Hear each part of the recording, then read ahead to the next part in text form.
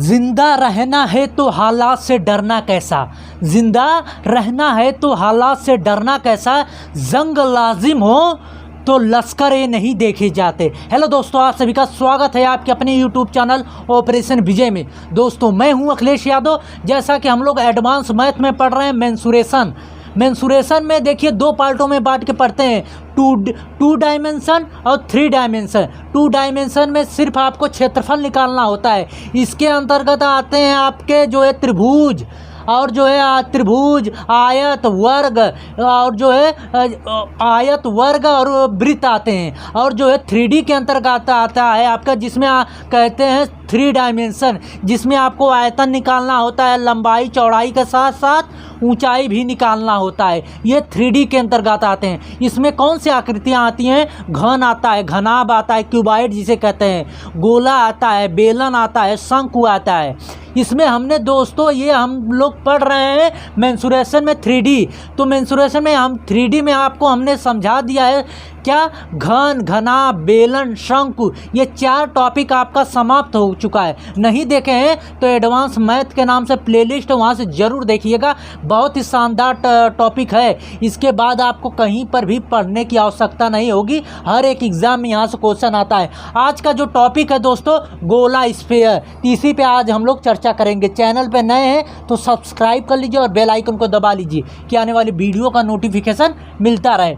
देखिए दोस्तों, एक होता है वृत्त, ये भी जानते हैं वृत्त, और एक होता है गोला। ठीक, ये दोनों के बारे में परिचित होंगे। थोड़ा सा अंतर होता है दोस्तों। गोला क्या होता है, अरे गोला क्या होता है, वृत्त क्या होता है। वृत्त को सर्कल कहते हैं, गोला को स्फीयर कहते हैं। देखिए गोला में जो है आयतन निकालना होता है। ये ठोस आकृति होती है, ये ठोस आकृति होती है, जबकि वृत्त जो है ठोस आकृति नहीं होता है। वृत्त समझ लीजिए कि माँ के कंगन, माँ के हाथ का कंगन, समझ में आई बात। और जैसे साइकिल का रिंग या मोटरसाइकिल का रिंग, ये सब आते हैं वृत्त के अंतर्गत। ये सब होते हैं जो है ठोस आकृति नहीं होते। लेकिन गोला जो है आपका ठोस आकृति होता है। इसमें हम आयतन निकालते हैं, पृष्ठीय क्षेत्रफल निकालते हैं। आई समझ में बात, पूरा क्लियर हो गया। वृत्त और गोला में अंतर क्या होता है। अब हम लोग चलते हैं वृत्त पे, अरे गोला पे। अब देखिए जो स्फीयर गोला होता है, इसमें देखिए ये जब गोला है तो इसमें त्रिज्या भी होगी। त्रिज्या तो जहाँ पर भी गोला बनेगा वहाँ पे त्रिज्या रहेगी। ठीक, तो ये देखिए ये त्रिज्या है। अब आपको दोस्तों ये देखिए, ये कागज़ से हम आपको समझाना चाह रहे हैं एग्जाम्पल के थ्रू। ये देखिए गोला आकृति का है, एकदम ठोस है, इसके बीच में कहीं पर भी गैप नहीं है। ठीक, अगर हम कहें कि पृष्ठ, देखिए गोले में 2 ही चीज़ आपको पढ़ना है, एक पृष्ठीय क्षेत्रफल, दूसरा आयतन। गोले में सिर्फ, जब अर्ध गोले की बात करें तो आपको पृष्ठीय क्षेत्रफल के साथ साथ संपूर्ण पृष्ठीय क्षेत्रफल भी पढ़ना होता है और आयतन। अर्धगोले में 3 चीज़ें पढ़ना होता है, लेकिन गोले में सिर्फ 2 चीज़ें। एक पृष्ठीय क्षेत्रफल जिसे कर्व सरफेस एरिया कहते हैं। पृष्ठीय क्षेत्रफल की बात करें दोस्तों तो इसके चारों तरफ का क्षेत्रफल ही पृष्ठीय क्षेत्रफल कहलाता है। और आयतन इसके अंदर का क्षेत्रफल। आई बात समझ में। अंदर के क्षेत्रफल की बात करें तो आयतन होता है, बाहर का क्षेत्रफल कहें तो पृष्ठीय क्षेत्रफल कहते हैं, जिसे हम कहते हैं क्या, कर्व सरफेस एरिया। अब समझते हैं पृष्ठीय क्षेत्रफल, गोले का पृष्ठीय क्षेत्रफल जिसे कहते हैं कर्व सरफेस एरिया। होता क्या है दोस्तों, 4πr²। समझ गए। और देखिए आयतन बराबर होता है, अंदर का जब क्षेत्रफल निकालेंगे, आयतन जिसे कहते हैं वॉल्यूम, आयतन बराबर होता है मेरे भाई 4/3 πr², अरे πr³ होता है। आयतन की बात करें तो 4/3 πr³, पृष्ठीय क्षेत्रफल की बात करें तो 4πr² होता है। ये तो गोला हो गया। अब जब अर्ध गोला की बात करें, इसको मिटा देते हैं, वीडियो रोक के लिख लीजिएगा। पहले दोनों चीज़ समझा दें, तब क्वेश्चन बताएंगे तो बहुत अच्छे समझ में आएगा। देखिए अर्ध गोला जिसे कहते हैं सेमी स्फीयर, अर्ध गोला, ठीक, जिसे कहते हैं सेमी स्फीयर। देखिए अब जैसे ये है पूरा गोला है, अगर हम इसे बीचों बीच से काट दें तो तो ये बन जाएगा दोस्तों अर्धगोला। ये ऊपर वाला मिटा दें। अब देखिए ये नीचे वाला भाग बचा। अब ये वाला भाग कैसा दिख रहा है आपको? वृत्ताकार। ये देखिए यहाँ से मिलाएं तो ये वृत्ताकार बन गया। यानी जब भी वृत्ताकार बनेगा तो इसमें त्रिज्या होगी, बिल्कुल कहेंगे होगी। जब दोस्तों ये जैसे वृत्ताकार कागज़ था तो इसको आधे पर से काट दिए, ठीक, तभी तो ठोस रहेगा। जब ये पूरा जो है पूर्ण रूप से ठोस है गोला, तो इसको आधे पर से काटेंगे तभी तो ठोस रहेगा। लेकिन ये जो मुख जो है बीच में से काटे हैं, ये वृत्ताकार बन जाएगा। जब पृष्ठीय क्षेत्रफल की बात करें तो सिर्फ इतना क्षेत्रफल निकालेंगे। जब संपूर्ण पृष्ठ, इसमें देखिए एक बढ़ जाता है संपूर्ण पृष्ठ का क्षेत्रफल। संपूर्ण पृष्ठ में दोस्तों ये क्षेत्रफल निकाल के ये वाला क्षेत्रफल भी जोड़ देते हैं तो संपूर्ण पृष्ठ का क्षेत्रफल हो जाता है। देखिए जब पृष्ठीय क्षेत्रफल की बात करें, कर्व सरफेस एरिया की बात करें तो 2πr² होगा, ठीक। जब जो है संपूर्ण पृष्ठीय, एक एक चीज़ समझिए दोस्तों, एक बार इसके बाद आपको ज़िंदगी में पढ़ने की आवश्यकता नहीं होगी। संपूर्ण पृष्ठीय क्षेत्रफल। अब देखिए हमने कहा कि इसके इस क्षेत्रफल में ये वाला जोड़ देंगे। ये क्षेत्रफल क्या है? अभी हमने आपको बताया है 2πr²। अब आप ये बताइए कि ये वृत्ताकार है मुख, इसका क्षेत्रफल, ये वृत्ताकार मुख है ना, तो वृत्त का क्षेत्रफल क्या होता है? πr²। तो इसमें πr² जोड़ देंगे, ये 2πr², ये πr², तो टोटल कितना हो गया? 3πr²। समझ में आ गया संपूर्ण पृष्ठ का क्षेत्रफल। अब तीसरा होता है दोस्तों आयतन, ठीक। ठोस है ये अर्धगोला भी तो ठोस ही है। इसके अंदर ये पूरा गोला था, आधे पर से काटे तभी तो ये ठोस रहेगा, तो आयतन तो निकलेगा। तो आयतन बराबर होता है 2/3πr³ होता है। जब गोले का आयतन का है तो 4/3 रहेगा, और जब अर्धगोले की बात करें तो 4 की जगह 2 कर देंगे। जब आधा है तो 4 का आधा 2 होगा ना, तो सिंपल सा आधा आसान का याद करना थोड़ा आसान हो जाएगा। समझ में आया ये गोला और अर्धगोले के बारे में। अब हम लोग चलते हैं इससे रिलेटेड क्वेश्चन देखते हैं, ठीक। तो कंसंट्रेट होकर समझिएगा इसको। देखिए दोस्तों आपके सामने बहुत ही ज़बरदस्त क्वेश्चन है, तो ध्यानपूर्वक समझना। अब वो पुराना ट्रेंड चला गया कि जैसे आपको दे देगा कि एक गोले की त्रिज्या बताइए 2 सेंटीमीटर है त्रिज्या, तो उसका आयतन बताइए और उसका जो है पृष्ठीय क्षेत्रफल। अब आपको इस तरह पूछता है, वो सब अब नहीं, ज़्यादातर इस तरह क्वेश्चन पूछता है। क्या दिया है? 6 सेंटीमीटर त्रिज्या का एक गोले को पिघलाकर 3 गोलियां बनाई जाती हैं।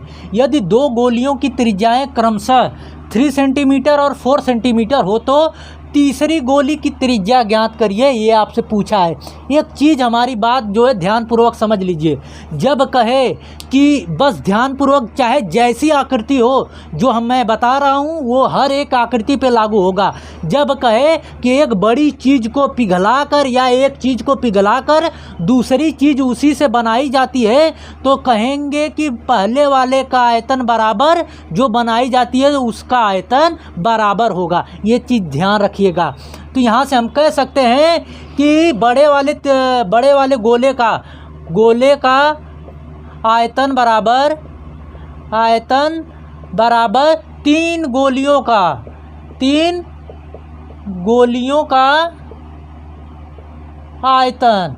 ये चीज़ें एकदम कायदे समझ लीजिएगा। चाहे जो है गोले का जो पिघला कर गोला बनाया जाए, चाहे जो है शंकु को पिघला कर गोला बनाया जाए, चाहे जो ऐसी भी आकृतियाँ हों, जब कहे एक को पिघलाकर दूसरी चीज़ बनाई जाती है तो सिंपल सा एक लाइन का कॉन्सेप्ट, जो जिसको पिघलाया जाता है उसका आयतन बराबर जो बनाई जाती है आकृति उसका आयतन। बस समझ लीजिए क्या होता है गोले का आयतन, 4/3πr³। अब ये 3 है तो 4/3πr₁³ प्लस 4/3πr2 का क्यूब प्लस 4/3πr3 का क्यूब होगा। समझ में आई बात? ये तीनों को अलग अलग लिख लिया हमने। अब देखिए यहाँ से कुछ कॉमन होगा, 4/3π। तो यहाँ पे देखिए लिख सकते हैं 4/3πr का पहले वाले गोले का आयतन क्या है, त्रिज्या कितनी है 6, तो 6 का क्यूब बराबर। अब यहाँ से 4/3 सब में है तो 4/3 पाई कॉमन कर लेंगे दोस्तों। R1 का क्यूब प्लस R2 का क्यूब प्लस R3 का क्यूब बचा। तो R1 का पहली त्रिज्या क्या दी है छोटे गोले का 3, तो 3 का क्यूब प्लस दूसरे की त्रिज्या क्या दी है 4 का क्यूब प्लस तीसरा आपको निकालना है R3 का क्यूब। इतना चीज़ समझ गए। ये इससे कट गया तो इसका क्यूब करेंगे 216 होगा। अब ये करेंगे तो 3 त्रिका 9 त्रिक 27 प्लस 64 प्लस R3 का क्यूब होगा। अब दोस्तों इसको जोड़ेंगे कितना आएगा 7 4 11 6 2 8 1 9 91 आएगा। 216 में से 91 घटाएंगे तो R3 का क्यूब बराबर आएगा 125। अब आपको एक चीज़ पता है कि जो है इसका जो है किसका क्यूब रूट है, तो R3 का क्यूब बराबर 125, तो R3 बराबर कितना 5 के होगा। इसका क्यूब रूट 25 का क्यूब रूट करेंगे तो क्या आएगा 5 ही आएगा ना। 5 का क्यूब करिए 5 5 25 5 125। तो तीसरे गोले की त्रिज्या कितनी आ गई 5 सेंटीमीटर। समझ में आ गई। ये क्वेश्चन समझ में आया तो चलते हैं अगले क्वेश्चन पे हम लोग। ये दोस्तों आपके सामने ये क्वेश्चन है। क्या कह रहा है, एक ठोस गोला जिसकी त्रिज्या जो है 27 सेंटीमीटर है, इसे पिघलाकर एक समान त्रिज्या वाले गोले बनाए जाते हैं। यहाँ पे समान त्रिज्या वाले गोले का अर्थ ये मत समझ लीजिएगा कि जो गोले बनाए जाते हैं पिघलाकर उनकी त्रिज्या भी इतनी होगी, नहीं। जो गोले बनाए जाते हैं उनकी आपस में त्रिज्या बराबर है, ये चीज़ समझिएगा। ऐसे मत मान लीजिएगा कि इसकी भी त्रिज्या इतनी है, वो अलग है। तो कह रहा है कि समान त्रिज्या वाले गोले बनाए जाते हैं। कुल कितने गोले बनेंगे ये आपसे पूछा है, जबकि प्रत्येक छोटे जो गोले बन रहे हैं उसकी त्रिज्या जो है प्रत्येक की कितनी है 3 सेंटीमीटर। तो यहाँ से एक लाइन का कॉन्सेप्ट बस समझिए, कोई विस्तार से नहीं लगाना है, बेसिक से। गोलों की संख्या बराबर बड़े गोले का आयतन, बड़े गोले का आयतन बटे में एक छोटे गोले का आयतन, गोले का आयतन। बस ये एक ही चीज़ बस पता रहना चाहिए, उसके बाद लग गई। बड़े गोले के आयतन में एक छोटे गोले के आयतन से डिवाइड कर देंगे तो जितनी गोलियां बनेंगी वो सभी पता चल जाएगा, गोलों की संख्या। तो बड़े गोले का आयतन क्या होता है दोस्तों, आयतन बराबर गोले का, चाहे ये भी चाहे बड़ा हो चाहे छोट, आयतन को सूत्र तो एक ही लगेगा, क्या 4/3 पाई ये R1 का क्यूब बटे में 4/3 पाई R2 का क्यूब। ये त्रिज्या है तो अलग अलग है लेकिन ये समान है, ये समान रहेंगे भी। तो ये इससे कट गया तो R1 का क्यूब बटे में R2 का क्यूब। तो क्या होता है दोस्तों, पहले की त्रिज्या कितनी है बड़े वाले की 27, तो 27 गुणे 27 गुणे 27। और छोटे वाली त्रिज्या की क्या है, छोटे वाले गोले की त्रिज्या 3 है, तो 3 गुणे 3 गुणे 3। अब ये 3 त्रिका 9 त्रिक 27 से ये 27 कट गया तो 27 का 27 में मल्टीप्लाई करेंगे कितना आएगा 729 गोले बनेंगे। छोटे गोले कितने बनेंगे 729 गोले बनेंगे। बस इतना ध्यान रखिएगा, जब भी संख्या की बात करें तो जिसको पिघला के बनाया जाता है उसको ऊपर रखेंगे और जो बनाया जाता है एक गोले के आयतन से डिवाइड कर देंगे तो गोलों की संख्या पता चल जाएगी। समझ में आ गया। तो चलते हैं अगले क्वेश्चन पे हम लोग। देखिए दोस्तों आपके सामने बहुत ही ज़बरदस्त क्वेश्चन है, तो ध्यानपूर्वक समझना। 84 सेंटीमीटर व्यास का एक अर्धगोलीय कटोरा है जो पानी से पूर्णतया भरा है। यदि उसमें से प्रति मिनट 112 सेंटीमीटर क्यूब पानी बाहर निकलता है तो वह कितनी देर में कटोरा जो है खाली हो जाएगा, वह समय आपसे पूछा है। देखिए ये अर्धगोला है, अर्धगोला प्रकार का एक कटोरा है। इसका व्यास यानी कि यहाँ से यहाँ तक का इसका व्यास दिया है 84 सेंटीमीटर। तो त्रिज्या कितनी होगी, इसकी आधी होगी तो 42 सेंटीमीटर होगी इसकी त्रिज्या इस गोले कटोरे की। तो ध्यानपूर्वक समझिएगा, समय पूछा है कि कितने देर में खाली हो जाएगा। तो यहाँ से हम लिख सकते हैं खाली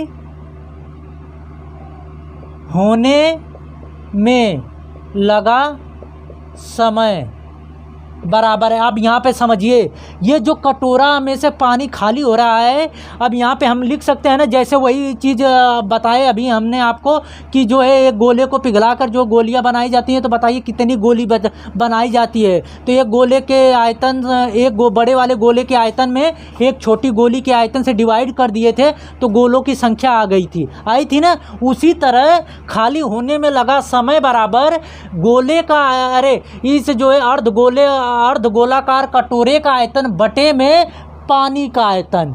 पानी कहाँ से खाली हो रहा है मेरे भाई? कटोरा में से खाली हो रहा है। यही चीज़ ना, कटोरा में से पानी 112 सेंटीमीटर क्यूब पानी जो है खाली हो रहा है। तो यहाँ से हम लिख सकते हैं कि कटोरे का आयतन बटे में पानी का आयतन। ये चीज़ समझ गए कि नहीं? कटोरे का आयतन बटे में पानी का आयतन कैसे? देखिए, समय निकालना है तो हमें समय कैसे पता चलेगा? जो पानी निकल रहा है इस कटोरे में से तो ही निकल रहा है। तो हम जो है टोटल जब कब खाली हो जाएगा? जब ये पूरा जो है पानी इसमें से बाहर निकल जाएगा। ये पानी कितना होगा? जितना इसका आयतन होगा, तो इसके आयतन में इसके आयतन से डिवाइड कर देंगे तो पता चल जाएगा। नहीं तो यहाँ पे मल्टीप्लाई कर देते तो यहाँ से आपको समय पता चल जाती कि कटोरे में, अगर हम कह दें कि कटोरे में कितना पानी हम आता, तो कह सकते थे दोस्तों जितने मिनट में पानी भरा जाएगा और उस पानी का 1 मिनट में जितना आयतन होगा, तो मल्टीप्लाई कर देते तो कटोरे का आयतन निकल आता। उसी तरह इसमें से इसको डिवाइड कर देंगे तो समय निकल आएगी।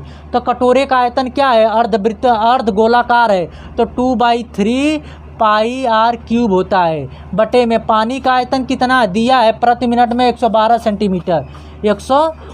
Centimetre cube. अब देखिए 2/3 इंटू 22/7 इंटू आर का मान कितना दिया है? कटोरे का आयतन कितना है? 42 ना, तो 42 गुणे 42 आप बटे में 112 हो गया। इसको काट 2 पच्चे 10, 2 से काट दीजिए सीधा 2 पच्चे 10, 2 छक्का 12 और इसको काट दिए 2 दूना 4, 2 एकम 2। अब ये काटें 7 त्रिका 21, 7 अट्ठे 56। ठीक, तो इस तरह ये 2 चौके 8 आ गया, ये 2 दूना 4, ये कट गया 11 बार में। टोटल काट के मल्टीप्लाई करेंगे दोस्तों, ये 14 सतह 42, 7 छंग 42 हो गया। जब ये टोटल काट के करेंगे तो कितना आएगा? 1386 मिनट इसको लगेगा। ये तो काट सकते हैं, एकदम आसान तो है। ठीक, थोड़ा सा हम काट रहे हैं यहाँ पे, ये समझ लीजिए कि इतना मिनट लगेगा, 1386 मिनट टोटल जो है इस कटोरे को खाली करने में लगेगा। जो भी इसमें से क्वेश्चन बन सकते थे जो एग्ज़ाम के लेवल के, जो है सीजीएल मेंस के लेवल पे, वो हमने सभी समझा दिए इस गोले में। अब इसके बाद अगर आपको सूत्र जो है अर्ध गोले और गोले का पता है तो एक भी क्वेश्चन जो है आप इसमें से मिस नहीं करेंगे। हर एक क्वेश्चन आपका इससे जितने भी रिलेटेड होंगे सब लग जाएंगे। ठीक, तो आई होप कि ये वीडियो आप लोगों को अच्छी लगी होगी। दोस्तों अभी तक चैनल को सब्सक्राइब नहीं किया, सब्सक्राइब कर लीजिए और बेल आइकन को दबा लीजिए कि आने वाले वीडियो का नोटिफिकेशन आपको मिलता रहे। अगर वीडियो अच्छी लगे तो लाइक करिएगा और दोस्तों के बीच में शेयर करिएगा। मिलते हैं नेक्स्ट वीडियो में। जय हिंद।